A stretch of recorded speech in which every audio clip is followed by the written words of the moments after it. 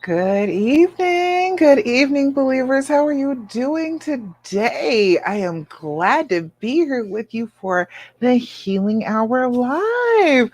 We are talking today, like we do every Thursday at 8 p.m. Eastern Standard Time. We are talking about getting on the healing path after infidelity. You have been through a trauma, you have been through somebody that you loved, you really cared about cheating on you. And although it would be easy to just walk away, it would be the thing to do that according to other people. You don't want to do that. You want to be with the person that you love. You are not trying to allow their bad behavior to control the rest of your life. So, I am all for that, okay? I am here for it. And you know why I'm here for it? Because I went through the exact same thing. I decided that I wanted to stay in the relationship with my husband, even though he was cheating. Even though we went through some things together, I still wanted to work things out. And that's what we did. That is exactly what we did. We went ahead and stayed together. And it is 14 years later now, and we are very happy and trusting, and things are going well. And I know for sure they can go well because it happened with me. I know you can get to that place. I want to teach you all that I've known, all that I've learned about getting to that place. And that's what I call it, the healing path. And to get on the healing path, I offer you the dreams formula. Hey, Brittany, how you doing, girl? Glad you here. You was here with me in the morning. You gonna be here in the evening. You all the way with me, girl. I see you. But I want to talk to you about the dreams formula. It's getting past this point. It's getting to that point where you can feel more loving, more trusting, more open again, instead of being stuck in this place where you just feel like, I don't feel like I can get anywhere. I don't feel like anything is going to go right. It's just going to be horrible. All right. So we got to get past that. All right. This week is a challenge week in the Love After Cheating group. If you are not in the Love After Cheating group and you are a woman who is trying to get past infidelity, you need to be in there. All right. Brittany is all the way with me. All right. Tina, I see you over here on Instagram, girl. You all the way with me. I saw you did your video. You get extra bonus points for the prize drawing. But this is a challenge week, and we've been talking about trust all week. We've been doing the trust issues challenge in the Love After Cheating group. So if you're not in there, you need to get in there. You need to come on over and get into the Love After Cheating group and be with 3,100 and I think 44 other women who are trying to deal with this the same way you are. They are going on that same path. They are looking at the same goal you are. So come join, come do a challenge with me. I got a couple more this year, but you need to get in on my challenges. Go watch the videos, participate in, and come on and do the thing. All right. Brittany, you said you posted your video, but it isn't showing. Oh, I'm sorry. Dang. Well, you can send it to me too. You can go ahead and just send it. If you didn't do it live, you just recorded it on your phone. Yeah, you can go ahead and send it to me.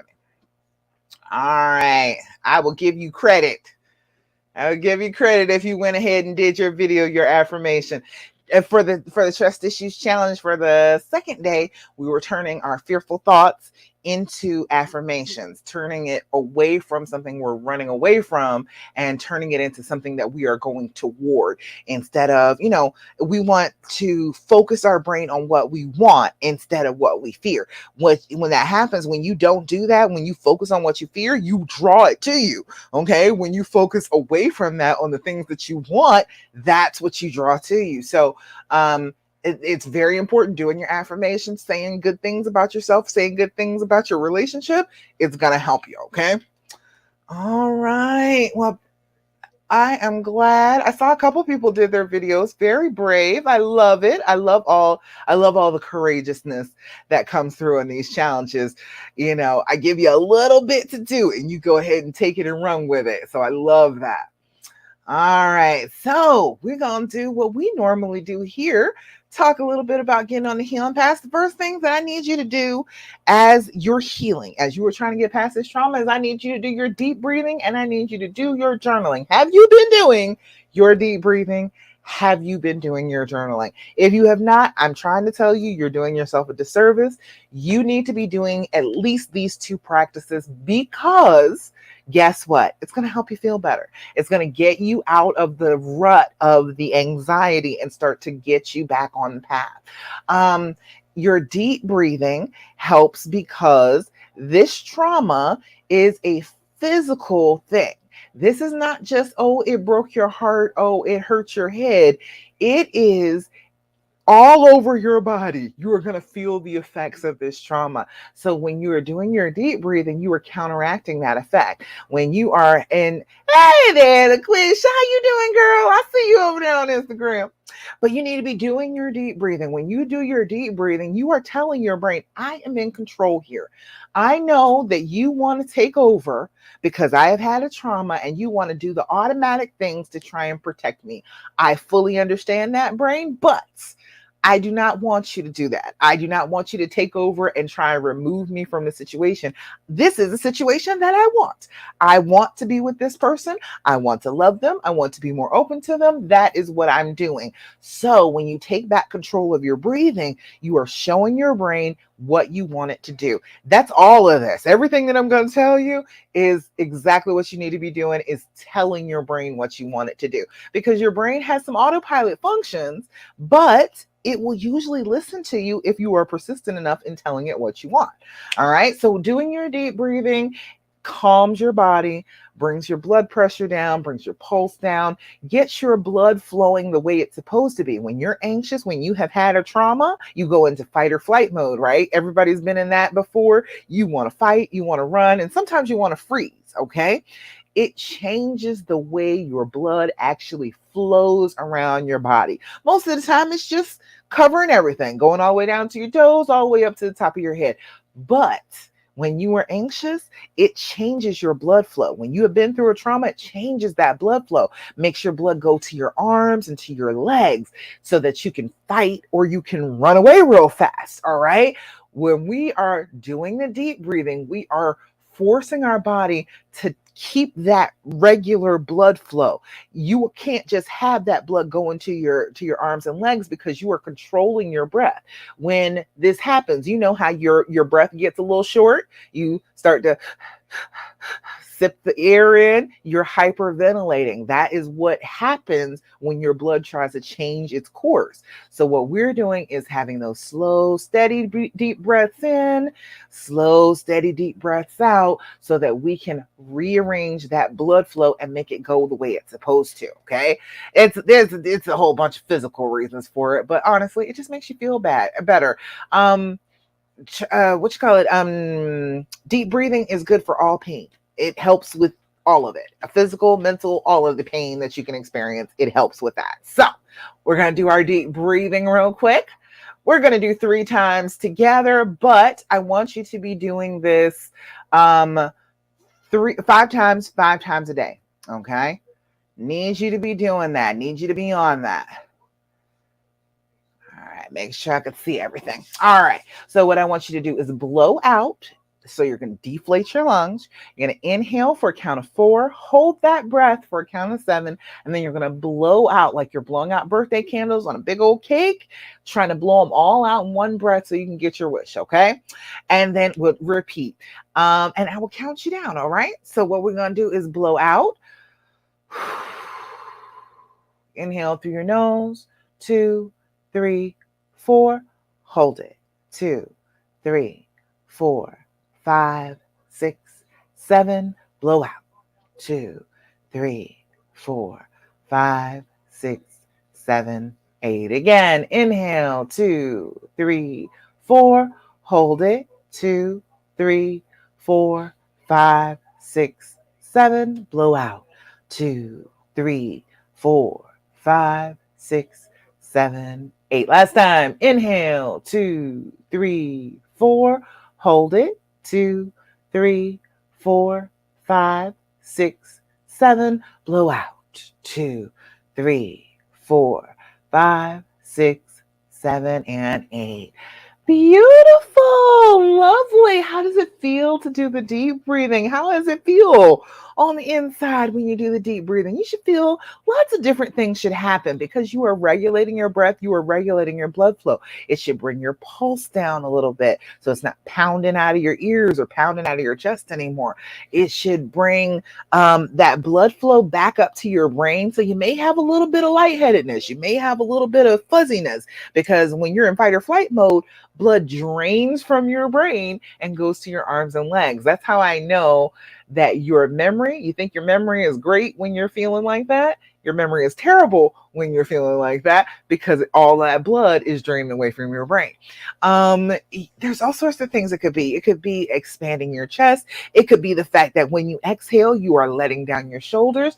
All sorts of things should be happening to your body physically as you are doing your deep breathing.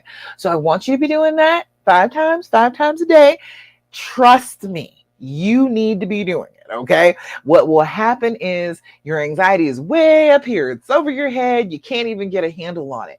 As you're doing the deep breathing consistently, 5 times a day, you are bringing it down to a manageable level. You're getting it down here where you can actually get your hands on it. Way up there in the sky, you couldn't do anything about it.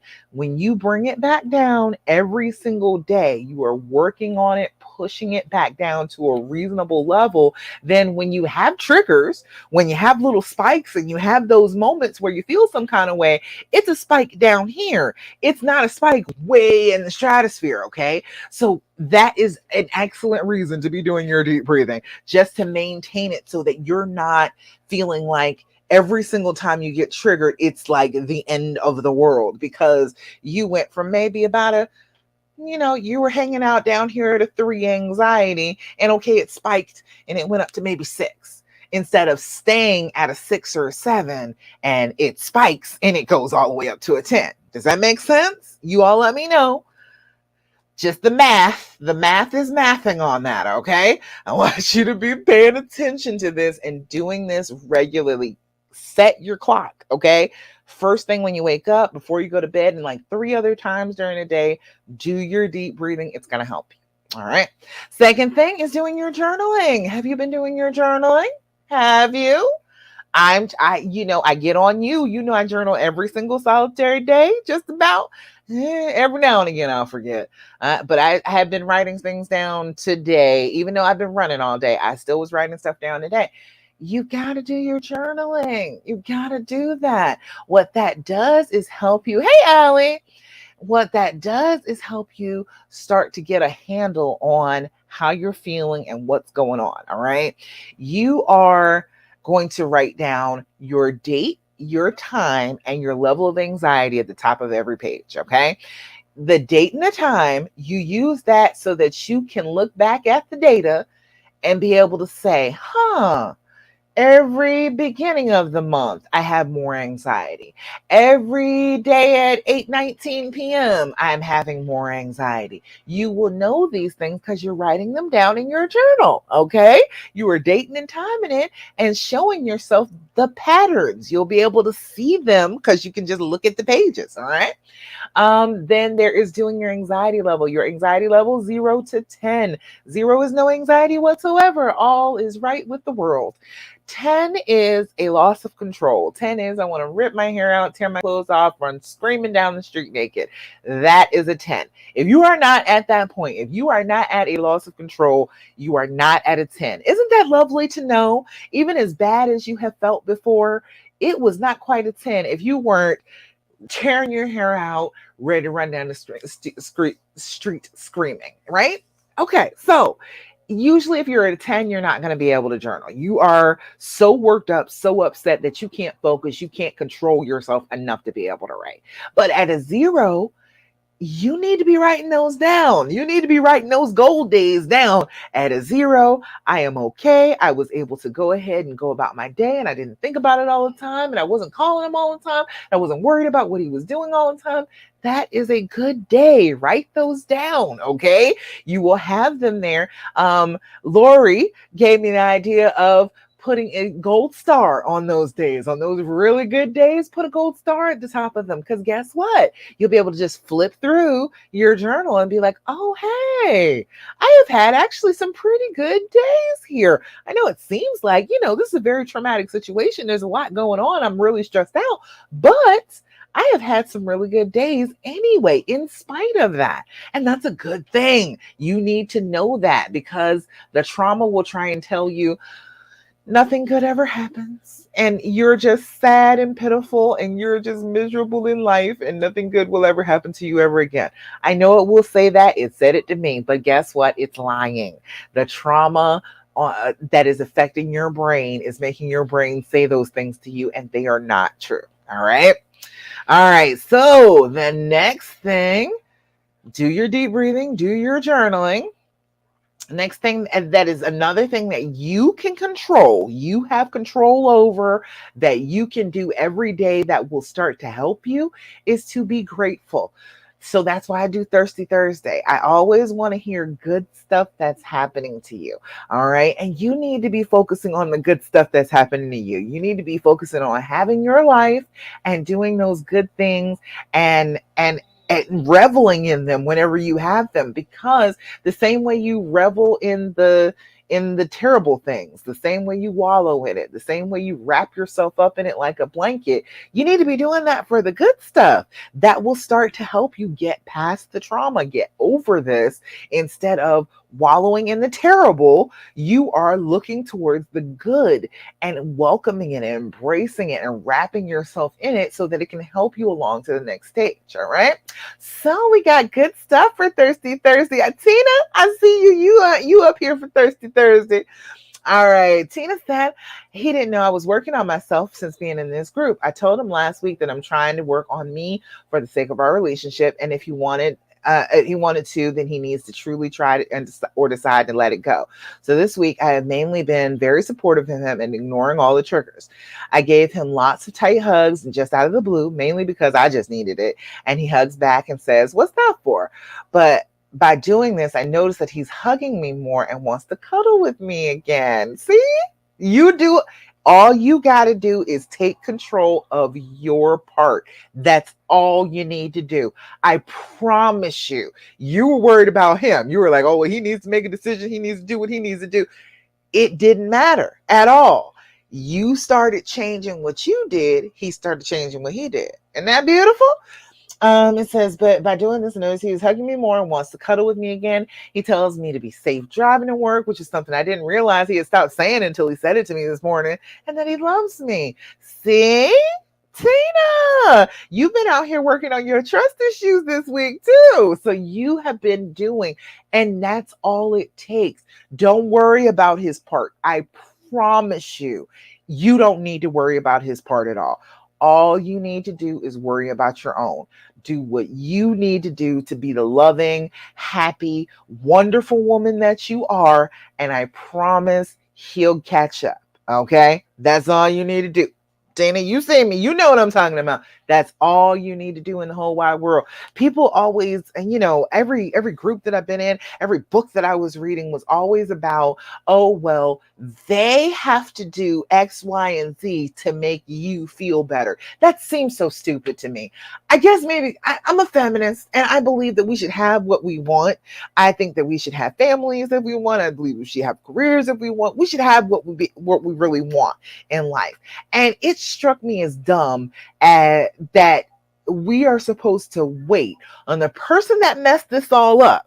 We're supposed to wait for them to do certain things so that we can feel better. That was giving up too much power for me. Okay. It's giving codependent for me. I don't like it. I don't like that idea that you cannot affect your own life. You got to wait for them so that your life can be affected. What the hell? No, absolutely not. We are not doing that. In here, what we're doing is we are working on ourselves. We are doing what we need to do, working on our own healing. And then, okay, you can be ready for if he's doing all the right things. If he's doing all the right things and you haven't worked on healing, guess what? That's not going to mesh. He could be doing everything under the sun he could possibly do to show you that he loves you and shows you that he cares about you. But until you let that wall down and let yourself get close to him and let the healing start, it's not going to do any good. It doesn't help for him to do all the right stuff if you're not on the healing path. Okay. So excellent, Tina. I am excited to hear that. That makes me very happy. All right, let's see. Oh, Carol. Carol, it's been a minute. Hey, you said I've had a good week, but I don't know how to feel about it because we always talk and get to an agreement on how to move forward and treat each other. But when he is mad, it's like it all goes out the window. He brings me a lot of negative energy, then just apologizes and says he was mad. It's getting hard to be happy about even the biggest achievement when it gets thrown out the window. But that's the thing. It's not being thrown out the window. He comes back and apologizes and he says that he was just mad and he was talking. Let him be mad. There's this thing where women are so afraid of the men getting mad. Let him be mad. Let him be mad. So what? We get into disagreements. That is what happens in a relationship. It happens all the time. People disagree. He can be mad. Let him be mad. It doesn't take away your accomplishments just because he got mad. That doesn't do that. It doesn't go together. All right. But you had a good week. Focus on the good week part. Okay. If you know you had a good week, you feel good about your good week. Don't worry about because he did something too. And I feel some kind of way about what he did. You don't have to do that. You can just feel good about your good week. You can do that. All right. That makes sense, Carol? I hope so. Beth has been observing Ramadan with her honey, with her husband, and she has been learning and praying and fasting and doing the whole thing with him. And I am very impressed that she does that because I would have a hard time with the fasting thing. But she has been, and she said that they have been doing this and feeling really good together, and it's been feeling like a good thing. I love that. Celebrating the holidays together is always a lovely thing to do. Lou, you said I noticed that anytime we are out, just him and I, he'll look to hold my hand. I don't think we've held hands in public since we were dating, and even back then, it was a rare occasion. This is a big win for me. It makes me feel like he's proud to be with me. I know that's right, Lou, because he is. That's what it is. He is seeking you. Isn't that beautiful? Ooh, it makes you feel so good. Be like, oh, he is looking for my hand. He is trying to hold on to me. Okay. He is paying attention. He is being in the moment when he's out in public with you. That is excellent stuff, Lou. I am excited for you. I'm glad you get that. Oh, it feels so good, doesn't it? Oh, I'm glad for you. Aliska, you did a video too, girl. I saw you. You said we went for a break in Spain, and for the first time, I gave him a full frontal hug, and I could envision being able to kiss him again for the first time. I didn't go there because I wanted to let my body feel more safe and comfortable around him first. But the fact that I'm capable of hugging him and thinking about wanting more is a huge win for me. I know that's right, because your body will try and make you move away from them. That is part of the trauma reaction. It really is. It is repulsed by the person or the thing that created the trauma. And so if you just let your body go ahead and do that, you will never touch them again. You will never hug them again. But you with me on the full frontal hug thing. You know how I feel about a hug. I feel like hug from your chest all the way down to your thighs, melt all of you onto all of him. Okay. Spread yourself like chocolate and get that 20 seconds of hugging in, because it will help you. You will you will have uh a rush of hormones. It's called oxytocin, the one that you get when you're holding your baby. That's the same exact feeling that you'll get when you are hugging and you are close to each other like that. That's why you wanted to kiss him, because you were feeling good and feeling close to him. I am all for it. I'm all for all the physical, okay? I am for hugging. I am for kissing. I am for lots and lots of sex. So I am all for that. If you feel like kissing him, girl, kiss him. Put it on him. Put a kiss on him that he will remember the rest of his days, Aliska. Do that. Go for it. All right. You were feeling pretty comfortable. You've already gotten to that point.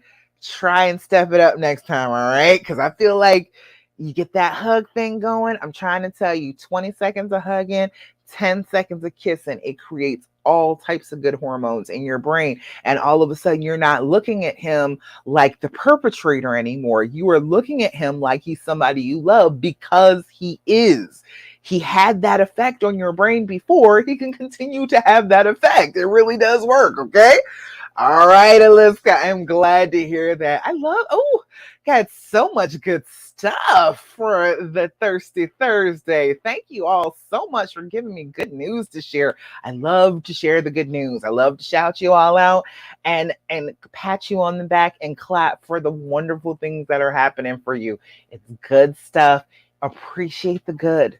Okay, appreciate the good. The good does exist even after cheating. Okay, it does not mean that you are broken forever and ever and you can't ever feel anything good. No, no, no. That's what your brain is trying to tell you, but it is not true. You can have good things after cheating. Okay, you can have love after cheating, which is why I named the group that. All right.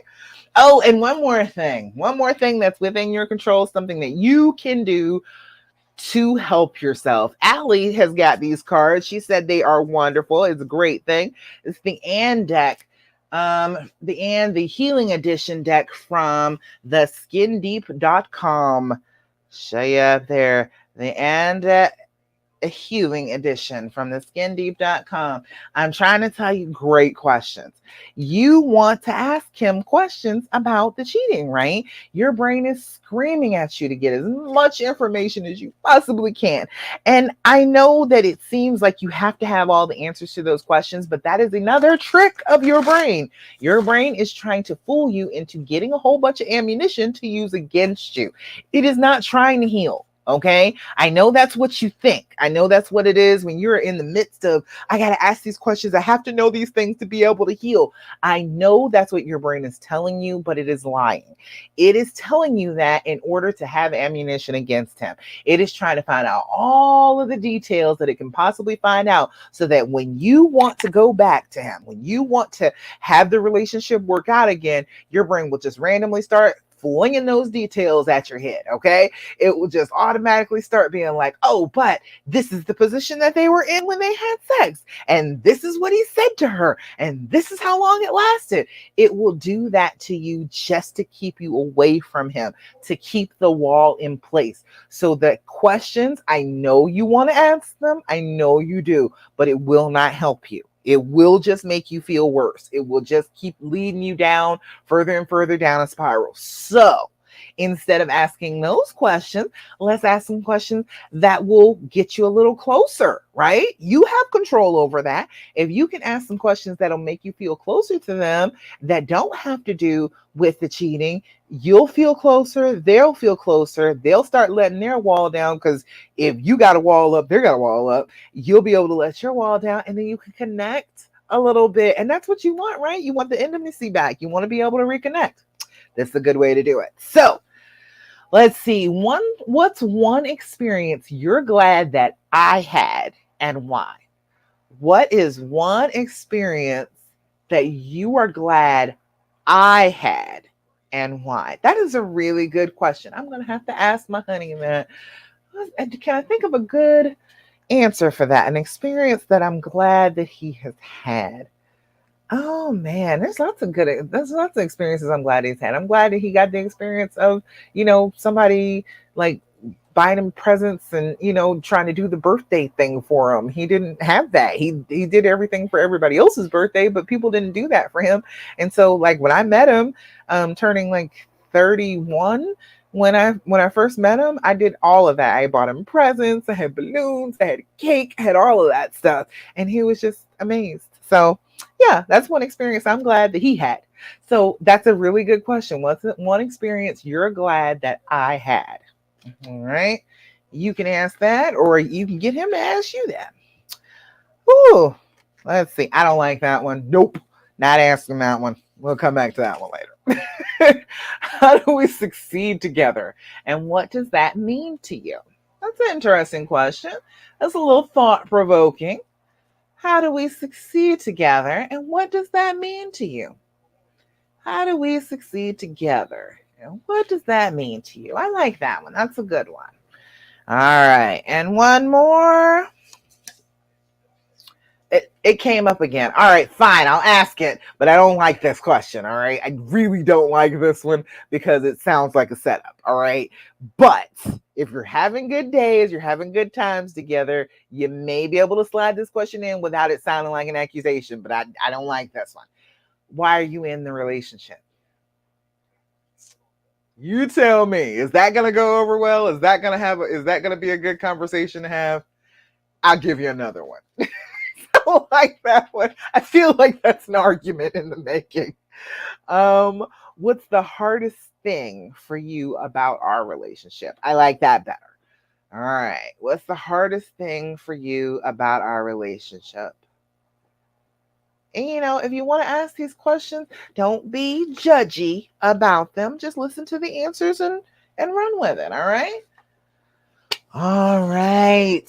That's that good stuff. Now, let's see. Anything else? Oh, the cat scared the heck out of me. All right. It's underneath my feet.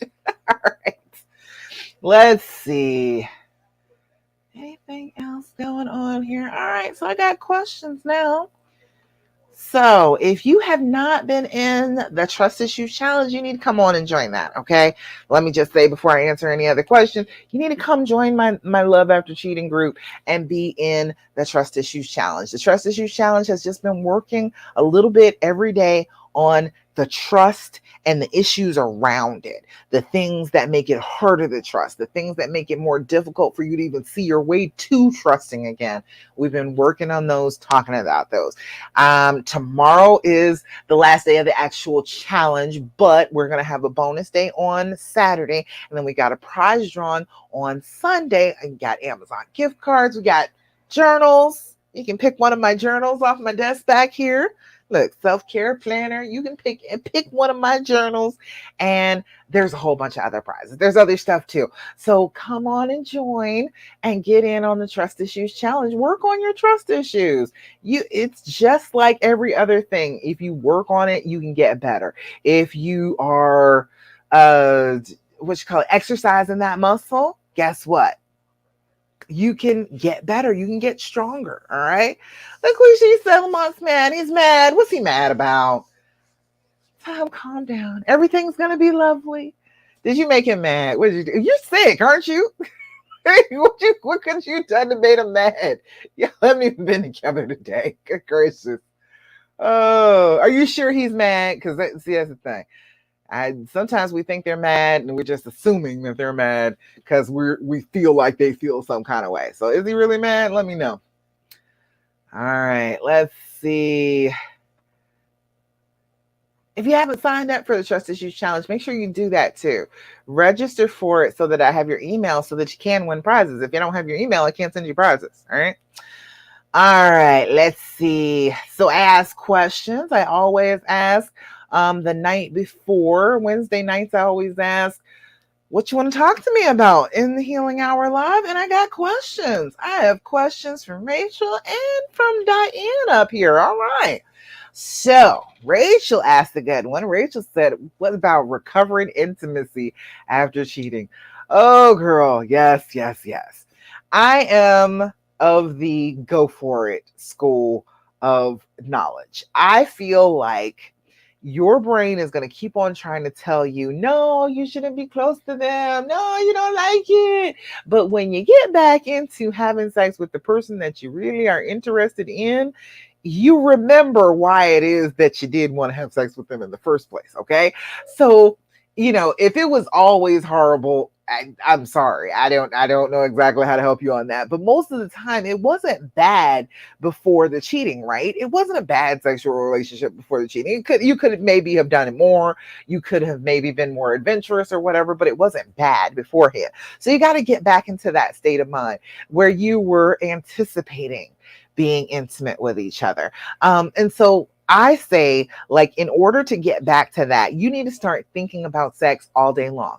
You need to start thinking about the intimacy, about the closeness, about what we.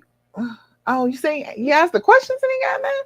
He got mad about that one about why you're in a relationship. I told you I don't like that question. I don't like that one. I feel like that one is a little bit of a trick question. But hang on, we're gonna talk about it. But I want you to, if you are trying to get back intimate with your boo after infidelity, I need you to be thinking about sex a lot. I need you to be focusing on it. I need you to be focused on it all day. I need you to get into the mindset that you are the most beautiful, wonderful, sexy goddess on the planet. All right. Everywhere you walk, all the men, not just your man, all the men are dying to be with you because of how wonderful, how sexy, how sensual you are. Okay. Just be thinking that. Just be thinking that all day long. As soon as you get up in the morning, everything you do, do it as the goddess. Do it at brushing your teeth. You have to brush those beautiful pearls in your mouth so that you can smile and bestow your energy and your grace upon people. You know what I'm saying? I want you to just indulge yourself in feeling like you are just the most outstanding, wonderful, sexy woman on the entire planet. All right. That's the first thing. Just be getting into that mind state all day long. Then thinking about sex, like thinking about like the mechanics of it, thinking about the things that you can do, thinking about how your hands feel certain places, how his hands feel certain places, how it feels when your tongue or your lips are certain places, where how it feels when his tongue and his lips are certain places. Just remembering the good stuff, remembering the part that makes you excited, that makes you happy about having sex. Be Dress in things that make you feel gorgeous. Dress in things that make you feel feminine and beautiful and desirable all the time. Do it not just when you want to have sex. When all the time, we need to be focusing on showing on the outside how we want to feel on the inside. Okay. So everything, be gorgeous in everything that you do. Wear your jewelry. If you got jewelry, wear it, girl. Wear it all. Wear your doggone earrings, wear your necklaces, wear your rings, wear your bracelets. Wear the stuff that makes you feel like you are sexy, like you are beautiful, like you are gorgeous. All right. All good lingerie. Good lingerie. Oh, please don't wear holy underwear. Please don't do it.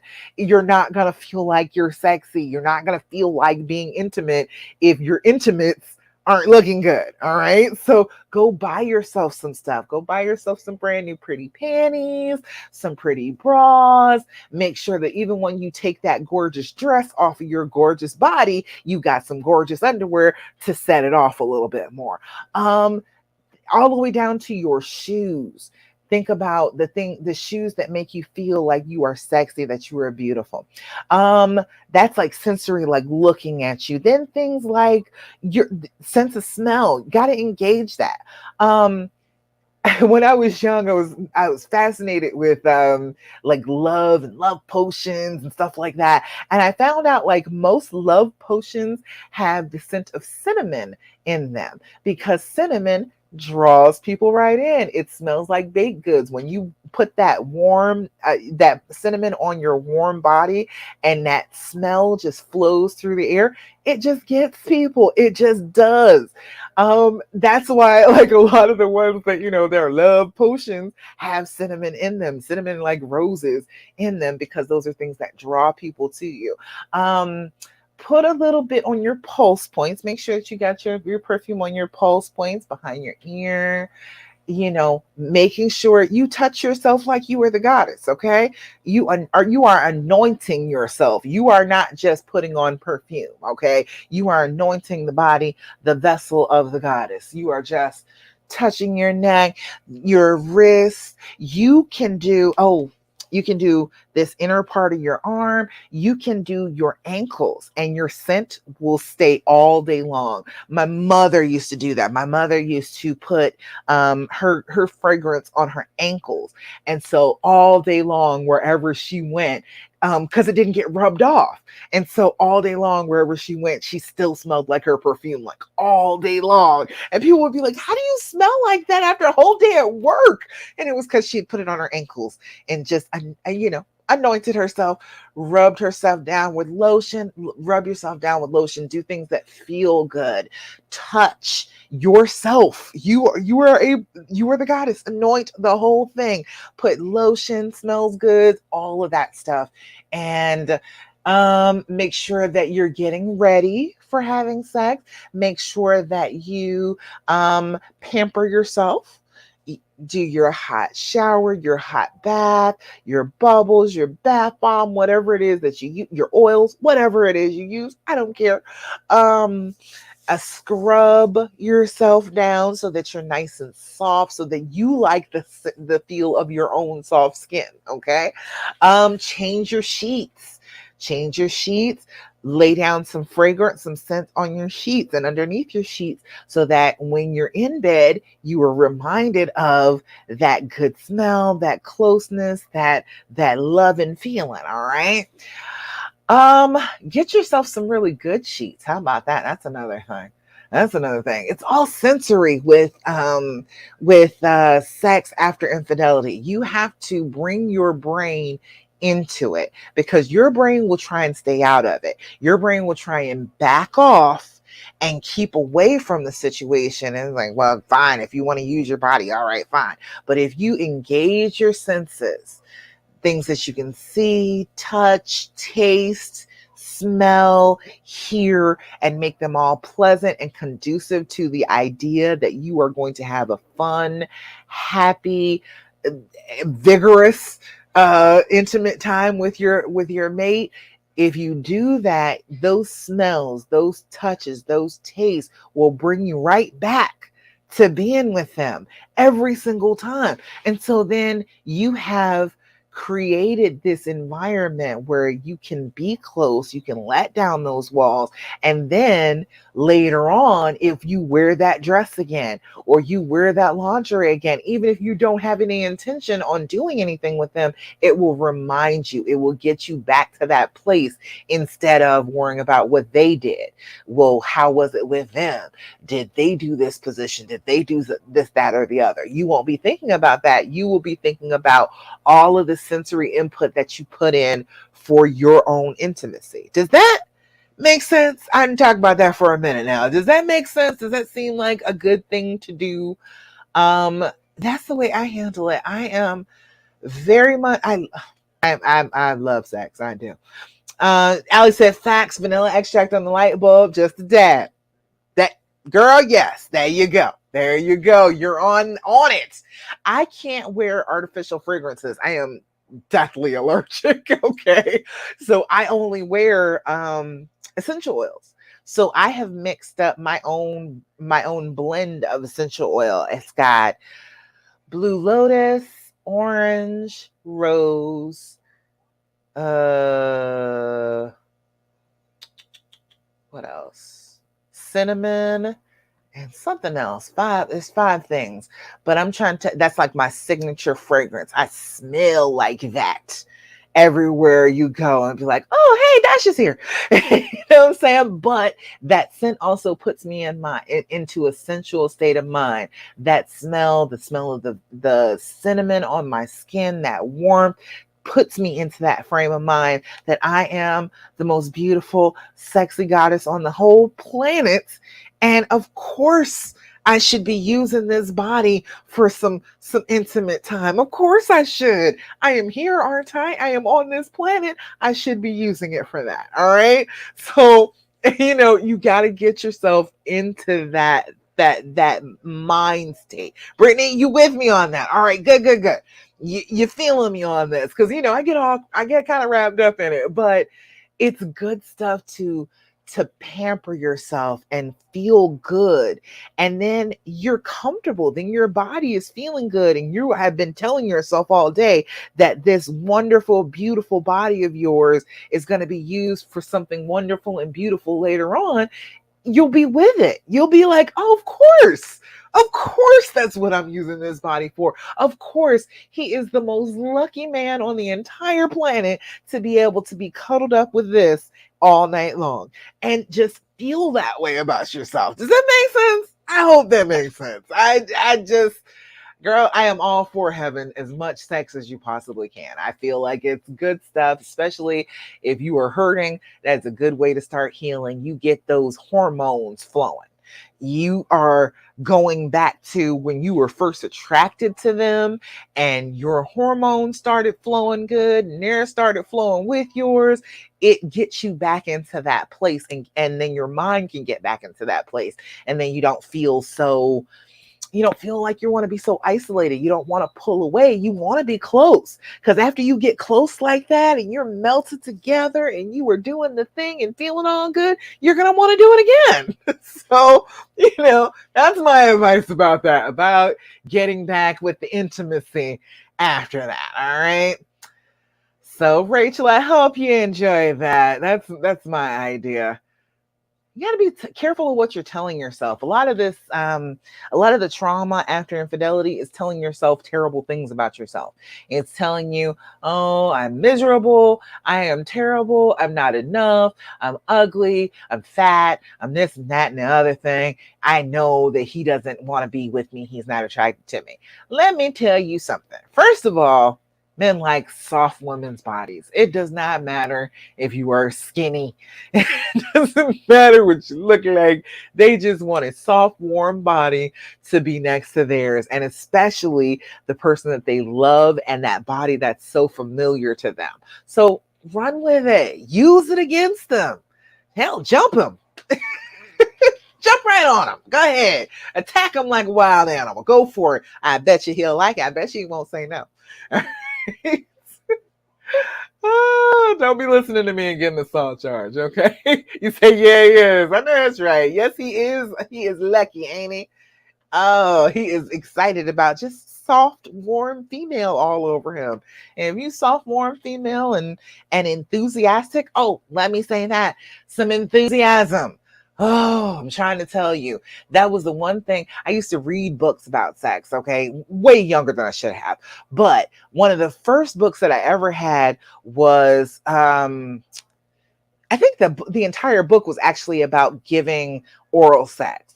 And they said it was like, you can do just about anything, but you do it enthusiastically. If you do it enthusiastically, it does not matter your skill level. It does not matter really what you're doing. If you're doing it like you're enjoying doing it, they're going to enjoy it too. Right? So, hey, that was some good advice that I took. And to this day, I live in that. I try to just shed everything else. When we're going to have sex, I am like, screw that. I'm going to be here now. I am not going to worry about other stuff. We could have been mad at each other earlier today. I am not going to be worried about that because we are going to be in this moment. We are going to have these hormones flowing. We are going to be nice and warm and soft against each other. And that's what we're going to do. All right. So that's the way I feel about it. All right.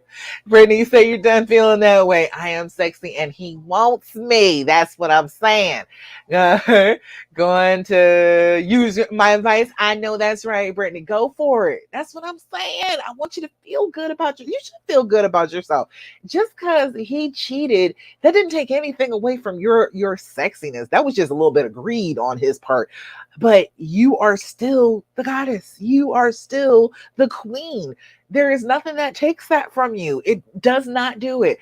Doesn't matter who else in the whole wide world it catches his attention for a minute. It still doesn't mean that you are any less because of that. Okay. So you got to hold on to it. Got to hold on tight to your sexy. Okay. Keep it. Hold on to it. All right. Let's see. Diane said how to stop thinking about and picturing what he did with her. Not just sex, but everything. I guess, how do you get past it?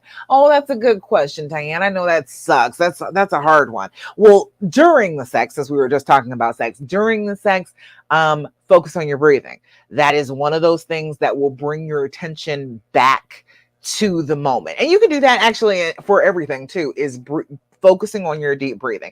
When you are taking your attention from oh, what did they do? And did he write her this? Did he say this to her? Did they see each other? When you're obsessing like that and you just turn your attention back inward to your breath, which is always there for you. It is all, you are never going to not be breathing and pay attention to it. So if you are breathing, you can pay attention to the breathing and focus on yourself again and take your mind off of them. And when you do that enough, you train your brain that this is not a thought that I want to be having. I am not thinking about them doing X, Y, and Z, going out, whatever the hell they did. I am not thinking about that. I am focusing on me. I am focusing on the here and now. Bring yourself to the present. That is what the important thing is about getting past it. You can't just keep living in the past. All right. You can't get stuck there. If you keep on going back in your brain, you're not living here now. You're not in this moment. So then, like, what is the point of you being here? What is the point of your life if you are just going to live in a memory? All right. So always be bringing yourself back to the here and now. Do exercises that are grounding. Anything, there's a lots of different ways that you can ground yourself. One of my favorites, strange though it may be, one of my favorite things to do to ground myself to the here and now is to hug a tree. I promise you that will bring you back to the here and now. It will bring you back here. Instead of being stuck in your head and in the past, you just wrap your arms around the nearest tree. It doesn't even have to be a tree. You can get your arms all the way around. It's probably better if it isn't, because it's that bigness, that sturdiness, that solidness brings you back, brings you right back in your body. You can't help but feel the tree bark against your hands and your arms as you're squeezing. The fact that you can't squeeze it, you can hold it as tight as you possibly can, and you will not be able to squeeze that tree. So just bringing yourself into the present. There are exercises that you can do, just things like 5 things you can see, 4 things you can hear, 3 things you can touch, 2 things you can smell, 1 thing that you can taste. That type of thing. Bringing your attention to the here and now. Like right now in this moment, what do I feel? In this very moment, this room is a little bit chilly. So I have a couple of goosebumps going. I don't know, it's like a breeze or something going through here. I am in my chair. This is my favorite chair in the whole wide world. It is soft under my butt. It is supportive of me. I feel my feet on the floor in my slippers. My cat was down here. He was on right by my feet, but he's not there anymore.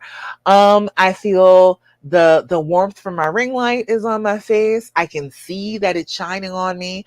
What else can I see? I can see my cup. I can see my I have a picture of the Maldives on my wall, which is just it's like the window of one of those cabanas out onto the water, and that's that's my happy place.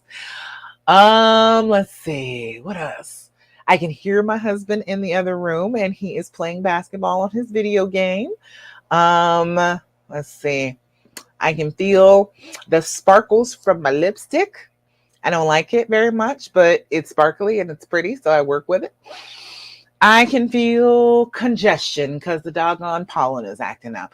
All sorts of things. Just bring yourself into the moment. Figure out what you're seeing, feeling, smelling, touching, tasting right now instead of being in that memory. When you consistently do that, when you keep bringing your brain back to the here and now, then you won't get stuck thinking about the things that they did. Does that make sense? Diane, you let me know. I don't know if you're here now, but if you're on the replay, let me know if that sounds serious, like something you could do. Let's see. Allie said I must be deaf. I never once thought about that. Oh, about what? I missed it. What did you? There's a lot of stuff that you're not gonna think of. That's why I'm here. That's why I'm here, Allie, to tell you this stuff. Of course, you wouldn't think of it. You're in the middle of a trauma. It's very hard for you to think of these coping skills and all that. It's hard to do, okay? So don't be hard on yourself. Of course, you're not gonna think about all this stuff. I have had time to. I have been doing this. You said that woman. That woman. I'm confused. All right. I don't quite understand what you mean, but that's okay. That's all right. Let me know. But yeah, it's not like you were slow or anything. It's just the fact that you're going through a trauma. You can't think of everything. That's why I'm here. That's why I'm here to help you. I'm here to tell you about the stuff that I did that made me feel better. All right.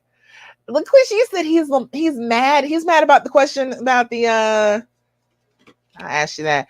Why are you in this relationship? You asked him that. Did you ask him the other one before that? Did you ask him the how do we succeed together? Did you ask him before that, or did you just pick out why are we in the relationship? See, uh-huh. You were picking. I told you I didn't like that question, but it came up twice, and I was like, all right, fine, I'll ask it. But that sounds like a setup. It sounds like, oh, well, why are you in this relationship? You must have some bad intentions. You know what I mean? That's what it sounds like to me, at least. And apparently to him too, because he got upset about it. Yes, both. Yes. What was he mad about? What was he upset about? What did he get upset? What did he say? There you go. That's the thing. What did he say?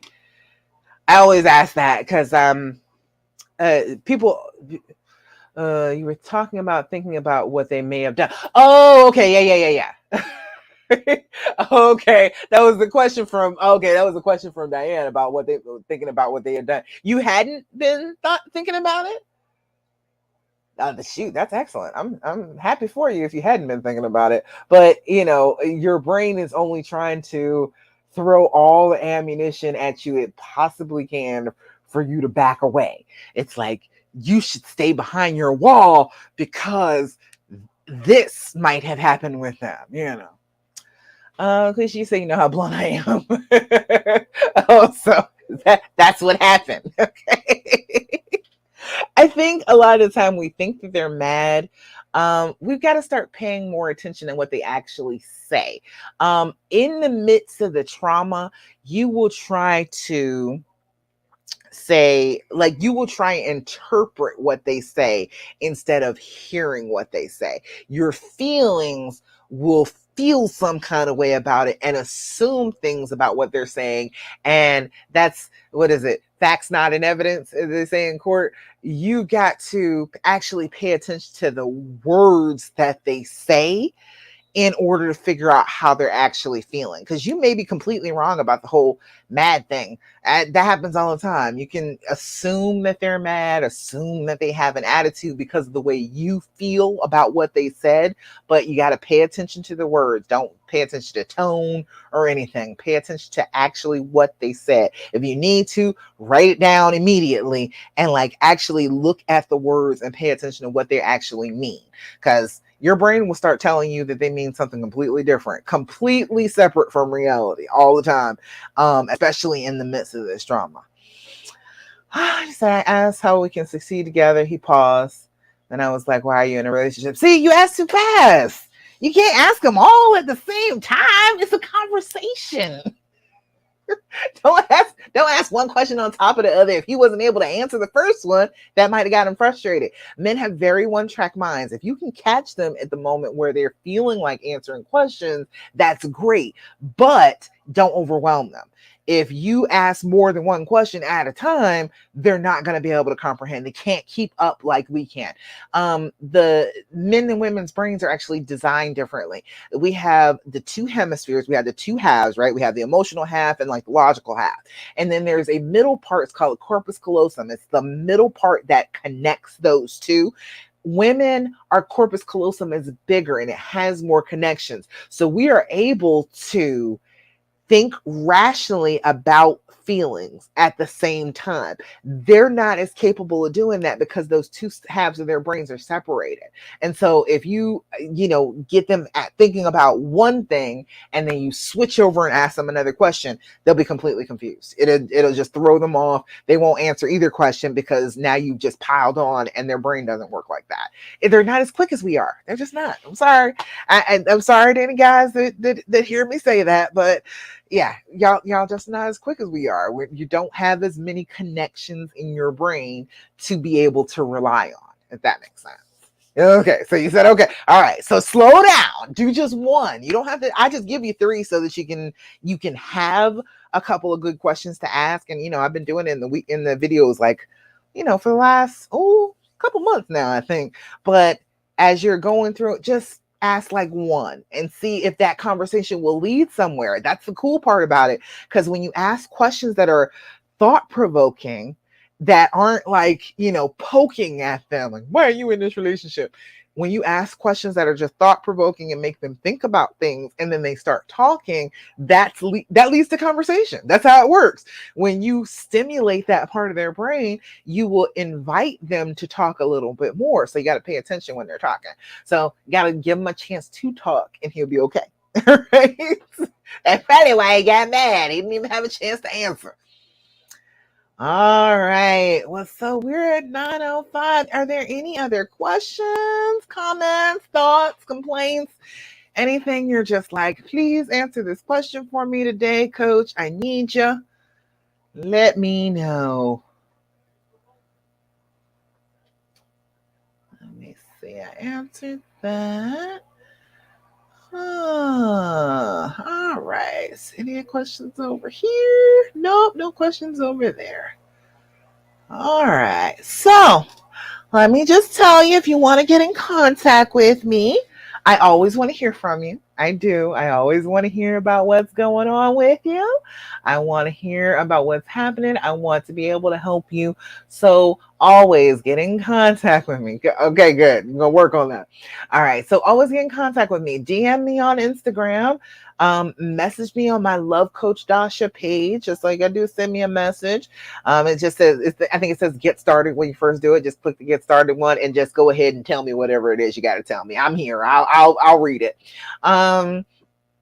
YouTube, leave me comments. Everywhere, just send me information. Let me know about what's going on with you, because I really care and I want you to be better. I want you to be on the healing path. My email is Dasha, DASHA, at loveworthkeeping.com. If you want to send me an email, if you want to be on my email list, you can send me that too. Send me an email at Dasha at loveworthkeeping.com, and I will get you on my email list, and you'll hear from me every week too.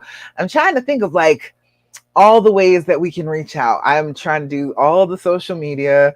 Like, I dealt with the whole car accident thing this past month. So I haven't been doing everything that I was planning on doing this month. I knew I had to do the challenge, but like my Instagram kind of fell off. My plans for YouTube videos fell off. But this month I am getting back on track, doing all the things, and I've got lots and lots of things coming up in order to help you and to work with you. So if you are interested in working with me, you need a coach to help you out with this type of stuff, come on, talk to me. Let me know. I do not bite. I am a very friendly individual. And guess what? At the end of a conversation with me, I promise you're going to feel a little bit better. I can promise that at this point. I've been doing this long enough that if I have a conversation with you, you're going to feel a little bit better at the end of it. So I want you to come talk to me. All right. Let's see. Any other questions? Anything else? Anything else going on? Anything else that is in your head? I think that is about all. I think that's all. All right, so that's it for right now. If you are with me for the Trust Issues Challenge, I will be live in the morning, 10 a.m. Eastern Standard Time, to do day 5 of the Trust Issues Challenge. I'm excited about that. But otherwise, I am going to be back with you over here on Instagram, on YouTube, on Thursday the 14th. I'll be back on Thursday the 14th to do the Healing Hour live again with you. I hope you bring all your questions, bring all your issues to me so we can talk about them live. All right. All right, y'all. I am so glad that I was with you today. I'm so glad that you joined me. Thank you so much. Oh, Brittany said you've been working hard to trust, and I'm just thankful for the challenge. Oh, I'm so glad. Allie, you said challenge accepted. I know that's right, girl. I know. That's why I love y'all so much. That's why I love being in this group with y'all so much, because y'all are with it. Y'all know what you really want, and you are willing to go for it. I love working with women like that. That is my favorite in the whole wide world, because that's what I feel like we should do. We should be able to know what we want and be able to go after it. Like, we shouldn't have to just be sitting around here stuck because bad stuff happens to us. No, absolutely not. Oh, somebody said they missed it. Who's that? Let me see. Roxanne. Oh, you missed it. You essentially didn't realize the time difference. I don't know why it does that. Doesn't it do it in the event? Doesn't it show you in your time? Because I don't know. I've done I've gone to other people's events and seen it, and then it was in my time, but then I've seen it in their time too. I don't know why it does that. You would think that it would just go ahead and show you in your time, but you'll know for next time, Roxanne. It's all right. It's all right. Don't you worry. You can watch it on the replay. There's a whole bunch of them you can watch on the replay in the media section of the group. And then next week, you'll be with me. You'll know exactly what time it is, and we'll be together. All right. Oh, sorry about that, Roxanne. I know that sucks, man. I don't know why I do that. You say, yes, your small videos help me too. This week has been good for my husband and I. Oh, awesome. You've been doing the Trust Issues Challenge. I know that's right. That's what I'm saying. Just doing it. Just doing. Just trying to heal. Moving towards it instead of being stuck in that cocoon in that terrible place. Just a little bit of work towards it. It works. It really does. You don't need to do huge things, just small things on a consistent basis, and you start changing things. Because when you change the things around you. You're gonna hear me say that forever and ever, Roxanne. When you change the things around you. And so you've been working on this, you've been putting yourself out there, and then you're getting good results. It's just like weightlifting. You've been weightlifting, small weights do actually work to build up muscle. All right. So I love it. Roxanne, I hope to see you again. I hope to see you next week, but you're going to see me tomorrow morning too, because I'm going to be right here on the on the Trust Issue Challenge tomorrow morning. So you're not going to miss me being live again. All right. All righty. I think that's about it. I'm so glad to be here with you. Roxanne, do you have a question? I'll answer a question for you if you got one. I mean, it's okay if you don't. I don't want to put you on the spot, but since you missed like the other parts of it, I'll answer a question for you if you got one. Oh, let me hang on. Let me see if she's got one question. Let's see. Anything else I need to tell you? Oh, an affirmation for the day. Did we not do an affirmation? We didn't do an affirmation today. Let's see. I like the goddess thing. I am the embodiment of the goddess. I am here. I am sexy. I am beautiful. I am wonderful. I am free. You know what I mean? Roxanne, you said no, man. Okay, good. Just making sure you didn't miss out on getting to ask a question. All right, my dear. Thank you so much, y'all, for coming and joining me for the Healing Hour Live, not the Trust Issues Challenge, but thank you for joining me for that too. And I will check you out again tomorrow morning for the Trust Issues Challenge and next Thursday for the Healing Hour Live again. Thank you so much for joining me, and I will see you again